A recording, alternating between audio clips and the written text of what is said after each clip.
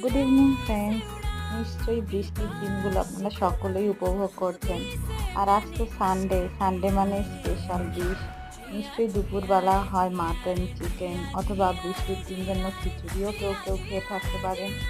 তবে আজ আর আমার রান্না করা হয়নি। অ্যাকচুয়ালি লাস্ট উইক বার্থডে ছিল, এখনো পর্যন্ত বার্থডেরই রেস্ট রয়েছে। ছেলে বললো না চলো বার্থডেতে বাইরে খাওয়া হয়নি, তো আজকে যাই। অ্যাকচুয়ালি পুরো উইকডেতে মেয়ের থাকে টিউশন, যার জন্য বেরোনো হয় না সন্ধ্যেবেলায় নিয়ে কোথাও। আর ছুটি ছিল, ওয়েদারও ভালো ছিল, তো ভাবলাম চলো ঠিক আছে, ছেলে মেয়েও যেতে চাইছি, যাই বাইরে গিয়ে আজকে দুপুরে লাঞ্চটা করে নিই।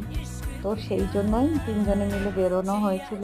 পাশেই, খুব বেশি দূরে না, কাছাকাছি গেছিলাম, কারণ ছেলের আবার বিকেলে কোথাও একটা বেরোনোর আছে।